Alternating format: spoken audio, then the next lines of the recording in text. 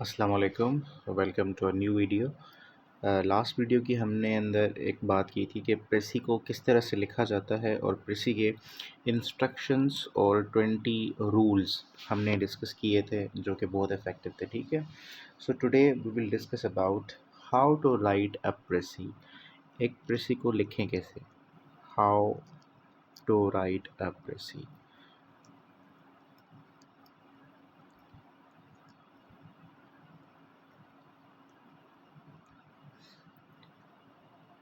When we talk about the Prezi writing, it is quite different from essay writing.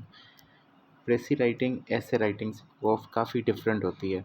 When we talk about an essay writing, तो उसके अंदर हमें चीज़ों को expand करने का बिल्कुल परमिशन होती है। वहाँ पे हम प्रीवियस नॉलेज यूज़ करते हैं, अपनी प्रीवियस नॉलेज को यूज़ करके हम अपने वहाँ पे आर्ग्यूमेंट्स बनाते हैं एंड देन इन कंक्लूजन हम अपना सजेशन भी दे सकते हैं उसके अंदर और अपना पॉइंट ऑफ व्यू भी उसके अंदर दे सकते हैं। उसके अलावा ऐसे is all about how to maximise your writing. ठीक है, अपनी राइटिंग को मैक्सिमाइज़ किस तरह से कर सकते हैं आप। बट प्रेसी ऐसे के जस्ट अपोजिट होती है। अपोजिट इस तरह से होती है कि जो चीज़ें आप ऐसे के अंदर करते हैं, प्रेसी में आप उसके जस्ट उलट करते हैं। ठीक है, सो उलट क्या करते हैं हम कि यहाँ पे प्रीवियस नॉलेज आपकी बिल्कुल पास होता है, ऐसी बात नहीं है, लेकिन आपने प्रीवियस नॉलेज यूज़ नहीं करना होता अपने प्रेसी के अंदर। आपने प्रेसी उसी की बनानी होती है जो आपको पैसेज गिवन होता है। ठीक है, गिवन पैसेज की ही आपने प्रेसी बनानी होती है, आपने अपनी एडिशनल इन्फॉर्मेशन उसके अंदर नहीं देनी होती। When we talk about the suggestion, तो सजेशन का कोई भी पॉइंट इंक्लूड नहीं करना होता प्रेसी के अंदर, और यहाँ पे ऐसे को मैक्सिमाइज़ करना होता है, बट प्रेसी को क्या करना होता है, हमने मिनिमाइज़ करना होता है। ठीक है, we have to minimise the precis. अब मिनिमाइज़ क्यों करना है, क्योंकि हमने 1/3 अपनी लिमिट को पूरा करना होता है। ठीक है, उस हिसाब से हमने इसको मिनिमाइज़ करना होता है। And when we talk about the precis writing एंड ऐसे, इनका एक और मेजर डिफरेंस है जो कि ये है कि ऐसे के अंदर हम क्या करते हैं, चीज़ों को इंक्लूड करते हैं। ठीक है, मैक्सिमाइज़ करना मतलब चीज़ों को इंक्लूड करना, लेकिन हम उसी इंक्लूडेड चीज़ों को प्रेसी के अंदर क्या करते हैं, एक्सक्लूड करते हैं। Right, so we exclude different things from precis. ठीक है, सो ये एक मेजर सा डिफरेंस है ऐसे राइटिंग के अंदर और प्रेसी राइटिंग के अंदर। ठीक है, but when it comes to precis writing, ये जितनी भी पॉइंट्स मैंने आपको यहाँ पे बताई हैं, इन पॉइंट्स को मैंने आपको जस्ट एक थ्योरेटिकल पर्सपेक्टिव से बताया है। चाहे वो ये पॉइंट हो, चाहे ये पॉइंट हो, कोई भी पॉइंट मैंने आपको जो बताई है यहाँ पे, वो क्या है, थ्योरेटिकल पॉइंट्स हैं। और जो हमने कल 20 रूल्स पढ़े थे, ठीक है, 20 रूल्स, उन रूल्स को भी हमने थ्योरेटिकल पर्सपेक्टिव से ही पढ़ा था। अब जब उस थ्योरेटिकल पर्सपेक्टिव को हम अपने प्रैक्टिकल आंसर्स में इस्तेमाल नहीं करेंगे, तब तक हमारा कोई जो है वो बेनिफिट नहीं होने वाला। ये बात आप याद रखें कि जब तक आपने इस चीज़ की प्रैक्टिस नहीं करनी, तब तक आपको इस चीज़ का फ़ायदा नहीं होना। नाउ लेट्स मूव टुवर्ड्स कि एक अच्छी प्रेसी के फीचर्स कौन कौन से होते हैं। Right, so what are the features of a good precis, what are the features, right? So let's talk about the features of a good presi. Features of a good presi, एक अच्छी प्रेसी के 4 features होते हैं। ठीक है, spelling mistakes हो जाएं तो इसको अवॉइड कर दिया करें। ठीक है, ओके, एक अच्छी प्रेसी के अंदर हमारे पास 4 कंपोनेंट्स होते हैं। देयर आर 4 कंपोनेंट्स, और उन 4 कंपोनेंट्स में सबसे पहला कंपोनेंट होता है क्लैरिटी। क्लैरिटी, इनको वन बाय वन हम डिस्कस करेंगे। Second one, central point.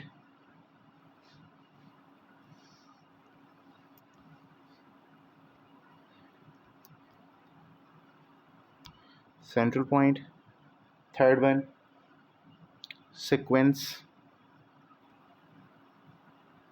And हमारे पास जो फोर्थ वन होता है उस चीज़ को हम लोग कहते हैं फ्लो, कि प्रेसी का फ्लो किस तरह से आपका, राइट। अब ये चार कंपोनेंट्स जब तक आप इनको फॉलो नहीं करते, जब तक आप इनको अच्छी तरह से इम्प्लीमेंट नहीं करते अपने प्रेसी के अंदर, कि आपकी प्रेसी कभी ठीक हो ही नहीं सकती। इन कंपोनेंट्स में अगर एक कंपोनेंट भी आप लैग कर रहे हैं तो आपकी प्रेसी इतनी इफ़ेक्टिव नहीं होती। Now let's talk about the first one, that is clarity. अब ये क्लैरिटी क्या है, तो इस क्लैरिटी को समझने के लिए हम थोड़ा सा इसको डिटेल में जाते हैं। Clarity of a precis. अब क्लैरिटी दो पर्सपेक्टिव्स के अंदर डिस्कस करते हैं हम। द फर्स्ट पर्सपेक्टिव है आपके पास लैंग्वेज और दूसरा है आपके पास कंटेंट या कॉन्टेक्स्ट। लैंग्वेज एंड कॉन्टेक्स्ट या कंटेंट, ठीक है। अब देखें लैंग्वेज का किस तरह से जो है यहाँ पे इम्पोर्टेंट इम्पैक्ट है, कि आपने प्रेसी के अंदर छोटे छोटे सेंटेंसेस को लिखना होता है, ठीक है। ऑलवेज यूज़ स्मॉल और baby sentences in your precis, small sentences. और आपने बड़े बड़े सेंटेंसेस से क्या करना होता है, अवॉइड करना होता है, ठीक है। क्यों? क्योंकि छोटे सेंटेंसेस के अंदर आप अपना आइडिया ठीक तरह से जो है वो डिलीवर कर सकते हैं। और कंटेक्स्ट की बात करें हम, तो कंटेक्स्ट में ये होता है कि आपने फ़िल्टर मारना होता है, आपने फ़िल्टर आउट करना होता है कि कौन सी चीज़ इम्पोर्टेंट है और कौन सी चीज़ इम्पोर्टेंट नहीं है, ठीक है। You have to filter out. अब आपने वही चीज़ अपनी प्रेसी के फाइनल ड्राफ्ट के अंदर या प्रेसी के अंदर लिखनी है जो कि डायरेक्टली, जो कि आइदर डायरेक्टली या फिर इनडायरेक्टली किसी टॉपिक के साथ कनेक्टेड हो, ठीक है। डायरेक्टली या फिर इनडायरेक्टली क्या हो, टॉपिक के साथ कनेक्टेड हो, ठीक है। उस चीज़ को आप अपने उस चीज़ को अपने प्रेसी के अंदर इंक्लूड करना है। बाकी हर चीज़ को आपने वहाँ से क्या करना होता है, एक्सक्लूड कर देना होता है, ठीक है। Then it comes about the central point, कि सेंट्रल पॉइंट क्या होता है हमारे पास। एक सेंट्रल पॉइंट, इसका मतलब होता है ये हमारे पास क्रक्स होता है, ठीक है।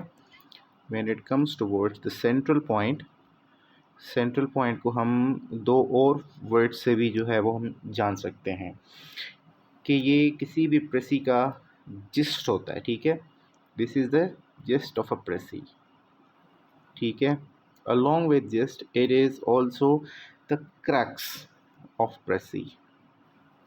क्रक्स के साथ साथ मैं यहाँ पे एक और वर्ड इसको लिखना चाहता हूँ कि ये एक प्रेसी का इसेंस होता है, ठीक है। इसेंस मतलब एक प्रेसी का रूह, ठीक है ना। अब देखें, हमेशा याद रखें कि सेंट्रल पॉइंट को इम्पॉर्टेंट इस तरह से भी आप जान सकते हैं कि सेंट्रल पॉइंट आप किस तरह से जो है वो निकाल सकते हैं किसी प्रेसी का। तो सेंट्रल पॉइंट आप तब निकाल सकते हैं जब आपको मेंशन किए गए ये दोनों एस्पेक्ट्स, इनके ऊपर आपको एक्सपर्टाइज होगी, ठीक है। The first one is language और दूसरा कॉन्टेक्स्ट, ठीक है। इनको आप अच्छी तरह से समझ जाएंगे तो आप किसी भी प्रेसी का सेंट्रल पॉइंट आराम के साथ निकाल सकते हैं, ठीक है। एक और तरीका होता है सेंट्रल पॉइंट को निकालने का, जिस तरह से हम फॉर एग्ज़ाम्पल अगर हम बात करें, ये हमारे पास एक प्रेसी है, ठीक है। और इस प्रेसी के अंदर यहाँ पे ये सेंटेंसेस लिखे हुए हैं। इन सेंटेंसेस के अंदर हम बार बार देख रहे हैं कि एक वर्ड या फिर ग्रुप ऑफ वर्ड्स क्या हो रहे हैं, रिपीट हो रहे हैं, ठीक है। कुछ वर्ड्स क्या हो रहे हैं यहाँ पे, रिपीट हो रहे हैं। अब जो वर्ड्स रिपीट हो रहे हैं ना, उनको आप क्या करना है, उनको आपने अंडरलाइन करना है, ठीक है। जो रिपीटिंग वर्ड्स होते हैं उनको आपने अंडरलाइन करना होता है, ठीक है। रिपीटिंग वर्ड्स या mostly used words, mostly word use जो है आपके पास, ज़्यादा से ज़्यादा वर्ड जो यूज़ किए गए हैं उनके ऊपर आपने नज़र डालनी है, ठीक है। जो कि आपको हर लाइन में नज़र आएगा, अगर हर लाइन में नहीं तो हर दूसरी या तीसरी लाइन में आपको ज़रूर नज़र आएंगे, ठीक है। तो आपने जाना है कि ये प्रेसी जो है, इसका टॉपिक जो है वो वही रिपीटेटिव जो वर्ड्स है ना, वही इस प्रेसी का क्या है, टॉपिक है, ठीक है। और वही प्रेसी का टॉपिक होने के साथ साथ वही इस प्रेसी का क्या होते हैं, सेंट्रल पॉइंट होते हैं। ठीक है, वही इसका क्या होते हैं, सेंट्रल पॉइंट। ठीक हो गया। अच्छा, अब देखें फॉर एग्ज़ाम्पल अगर मैं एक बात करूं कि द फूल्स, ठीक है, FOOLS, फूल्स, एक प्रेसी आ गई जिसके अंदर बहुत सारे जो है वर्ड्स यूज़ किए हुए हैं फूल्स। ठीक है, तो आप लोग समझ जाएंगे कि इसका सेंट्रल पॉइंट जो है कहीं ना कहीं फूल्स से ही रिलेटेड है। ठीक है, तो ऐसे ही आप लोग याद रख सकते हैं कि सेंट्रल पॉइंट या फिर आपके पास जो सेंटेंस टॉपिक होता है किसी प्रेसी का, वो बहुत बार यूज़ किया हुआ है किसी भी कॉन्टेक्स्ट के अंदर या फिर उस पैसेज के अंदर। ठीक है, थर्ड पॉइंट इज़ दैट कि करेक्ट सीक्वेंस। अब थर्ड पॉइंट है हमारे पास कि प्रेसी का करेक्ट जो है वो सीक्वेंस।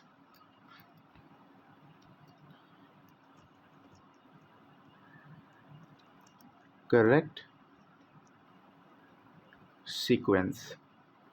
अब याद रखें कि करेक्ट सीक्वेंस को हम अरेंजमेंट भी कहते हैं, अरेंजमेंट ऑफ थॉट्स। अरेंजमेंट कि आपका जो प्रेसी है या आपने जो प्रेसी बनाई है, क्या वो ऑर्गेनाइज्ड है या नहीं है।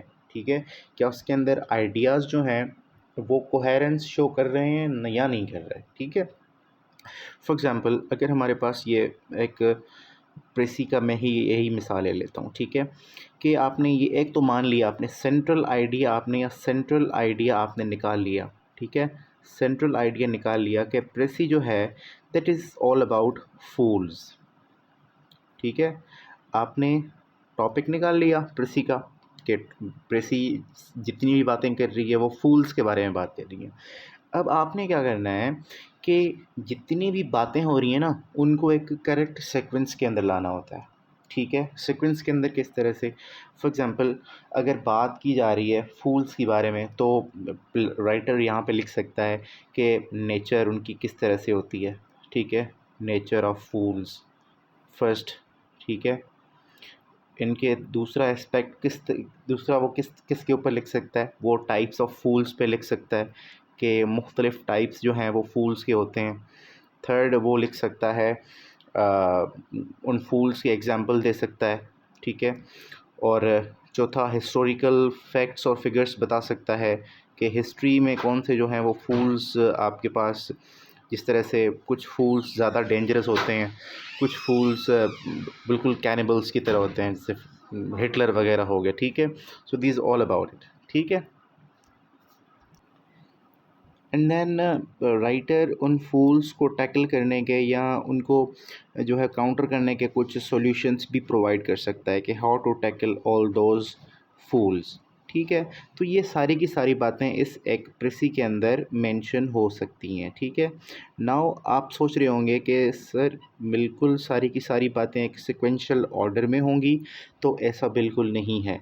ऑर्डर में आपने लिखनी है इन चीज़ों को। ठीक है ना, ऑर्डर आपको बनाया बनाया नहीं मिलता। ठीक है ना, ऑर्डर आपको तैयार करना पड़ता है। ठीक है, सो अगर आप एक्सपेक्ट कर रहे हैं कि यहाँ पे पैसेज के अंदर जितनी भी चीज़ें हैं वो ऑर्डरली मैनेज की हुई होती हैं, तो ऐसा बिल्कुल नहीं है। ठीक है, अच्छा, फॉर एग्ज़ाम्पल ऑर्डर में किस तरह से नहीं होती हैं, तो ऑर्डर में इस तरह से नहीं होती कि यहाँ पे फर्स्ट पैराग्राफ के अंदर अगर वो उसने एक फूल की बात की है। ठीक है, फर्स्ट पैराग्राफ में यहाँ पे उसने एक फूल की बात की है, तो यहाँ पे वो एक फूल के टाइप की बात कर रहा है, यहाँ बीच में दूसरे टाइप की बात कर रहा है, यहाँ पे तीसरे टाइप की बात कर रहा है। तो आपने क्या करना है, उन ही पॉइंट्स को आपने यहाँ से एक्सट्रैक्ट करना है। ठीक है, इन्हीं पॉइंट्स को आपने यहाँ से एक्सट्रैक्ट करके आपने किसी और ड्राफ्ट के अंदर इनको क्या करना होता है, फिर इनको क्या करना होता है, ऑर्डरली मैनेज करना होता है, इनको इनको ऑर्गेनाइज करना होता है। इसी को हम कहते हैं आर्ट ऑफ प्रेसी। ठीक है, ओके, दूसरा एंड लास्ट। ठीक है, लास्ट जो आपके पास प्रेसी का एक इम्पॉर्टेंट फैक्टर है वो है कि आपकी प्रेसी का फ़्लो। ठीक है, आपकी प्रेसी का जो फ़्लो है, फोर्थ पार्ट। ठीक है, द फ्लो ऑफ प्रेसी। फ़्लो किस तरह से होना चाहिए प्रेसी का, ठीक है। सो फ़्लो इस तरह से होना चाहिए कि आपका एक आइडिया है, फॉर एग्ज़ाम्पल ये एक आइडिया है, ठीक है। ये आइडिया कनेक्टेड हो पीछे वाले आइडिया से, सेंटेंस से, और कनेक्ट हो आगे वाले सेंटेंस से, ठीक है। इस चीज़ को हम लोग कहते हैं कनेक्शन, ठीक है ना। टू बिल्ड अ कनेक्शन, आपने आइडियाज़ के बीच में या सेंटेंसेस के बीच में क्या करना होता है, बिल्ड करना होता है, किसको, बिल्ड दी कनेक्शन, ठीक है। आपने कनेक्शन को बिल्डअप करना होता है। जैसे ही कनेक्शन बिल्डअप करेंगे तो हर एक आइडिया दूसरे आइडिया के साथ क्या हो जाएगा, मिल मिल जाएगा, और ये क्या करता है, आपकी एक प्रेसी को फ्लो देता है, ठीक है। और number 5 and most important thing कि आपकी प्रेसी हमेशा याद रखिए 1 पैराग्राफ के अंदर ही होनी चाहिए, ठीक है। It must be solved in 1 paragraph, ठीक है ना। एक पैराग्राफ से ऊपर प्रेसी नहीं जानी चाहिए, ठीक है। आपने 2 या 3 पैराग्राफ के अंदर प्रेसी को सॉल्व नहीं करना, ठीक है। इसको आप मार्क करके रख लें, ठीक है।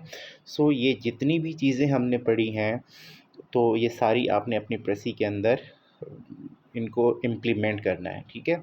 और फ़्लो के अंदर जब मैंने बात की कि कनेक्शन को बिल्ड करना है, तो आपने मुझे यहाँ पे एक आपकी असाइनमेंट है, आपने ये बताना है कि पार्ट्स ऑफ स्पीच का वो कौन सा वर्ड है, ठीक है। पार्ट्स ऑफ स्पीच का वो कौन सा वर्ड है जो कि यूज़ होता है किसके बारे में, कनेक्शन के बारे में, जो 2 चीज़ों का कनेक्शन बताता है। जल्दी से इसका कमेंट आप करके मुझे बता दीजिए कि पार्ट्स ऑफ स्पीच का वो कौन सा वर्ड है जो कि किसी भी 2 चीज़ों का आपस में क्या करता है, कनेक्शन शो करवाता है, 2 चीज़ों को आपस में कनेक्ट करता है, ठीक है। So this was all about today's session about the most important features of a good precis. I hope कि आपने यहाँ पे जितनी भी बातें सीखी होंगी उनको अपनी प्रेसी के अंदर इम्प्लीमेंट करेंगे, और बाय इम्प्लीमेंटिंग दीज स्ट्रेटजीज आपकी precis will go beyond your imaginations, right. Thank you so much for joining this session. Okay, take care. Bye bye.